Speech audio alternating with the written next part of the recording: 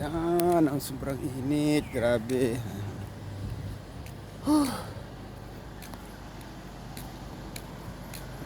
Punta tayo ng palengke, bibili ng sabon panlaba, titingin ng mauulam. Ingat-ingat ang lahat. Ingat-ingat. Mainit ang panahon. Iwas tayo sa mga bisyo. Tulong ni Ninang. Ha? Ano? Wala, sabi kasi nung kausap mo. Ba't tanghali ka natin? Tanghali, alas 7 pa lang. Mag-alas 8 na ah. Yun yung katulong ng ninang ko. Stay out. Si Ate Alma.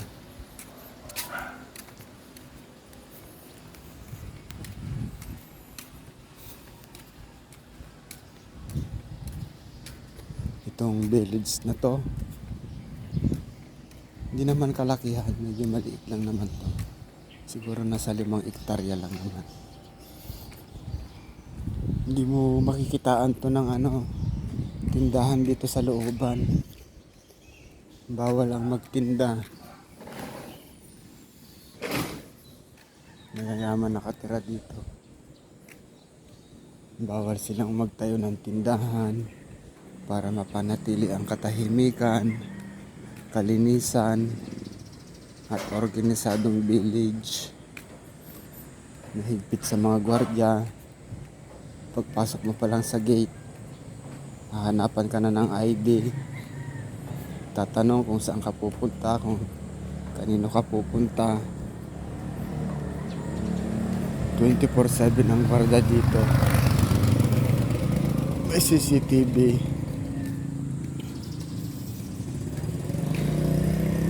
Sobrang ganda dito, napaka-peaceful. Mamang gwardiya. Kaibigan natin. Ito na yung daan papuntang palengke, palabas ng Mamatid. Kanto ng Mamatid. Pero ay Banlik pa, hindi naman ito Mamatid talaga. Banlik pa. Mamatid doon. Paglampas pa ng release.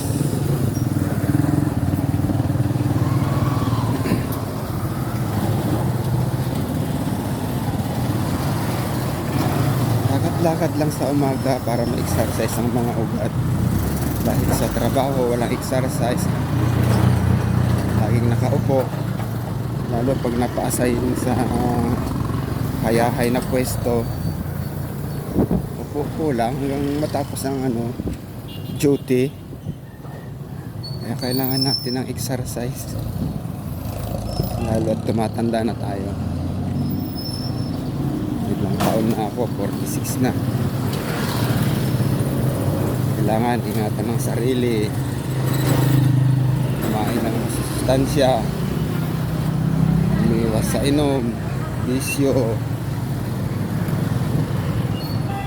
gulay-gulay lang pag may time. Sabi nga nila, gulay ay pampahaba ng buhay. Pwede rin naman magkarne pa minsan-minsan. Ay ako, madalang na ako kumain ng karne. Nakain man ako, karning manok. Ano lang, isda. Bili tayo ng taho. Taho boss, 10.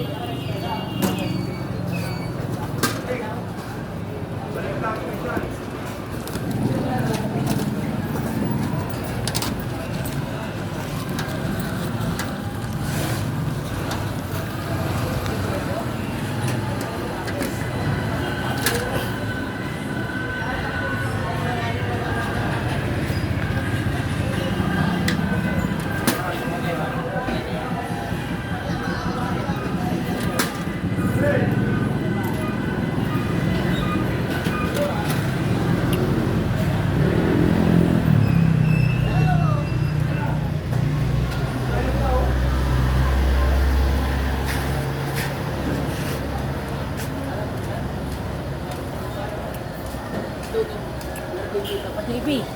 Ay, ikaw hindi kumain ka? Itong tahon na to, sustansya daw to. Ano daw, vitamins to.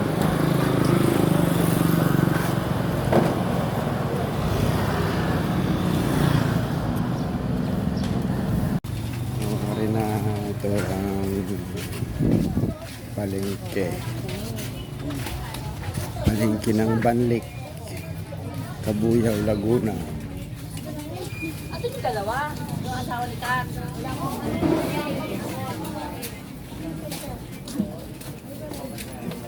Kaso mahal mga bilihin dito.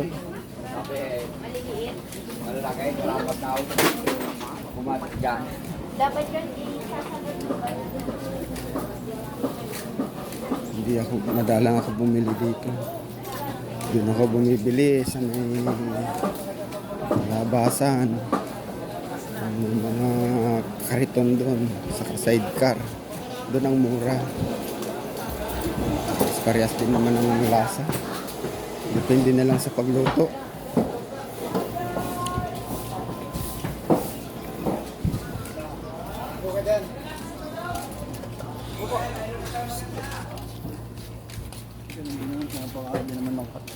Yan, tuyuan.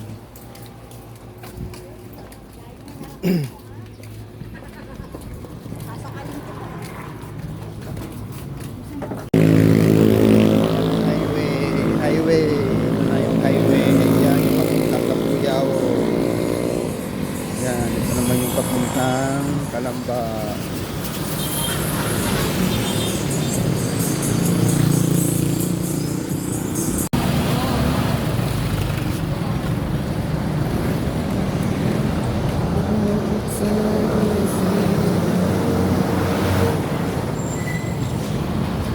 Andox.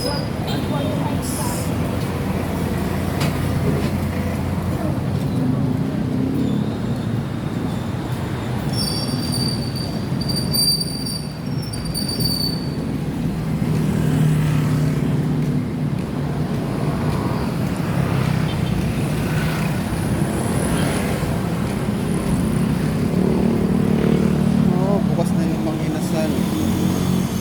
Gawa na. Nasunog to eh. Siguro may isang buwan na sarado.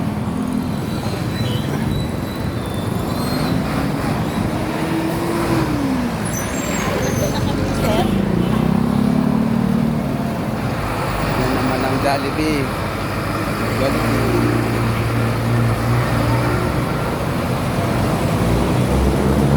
Jollibee, paborito ng mga baby.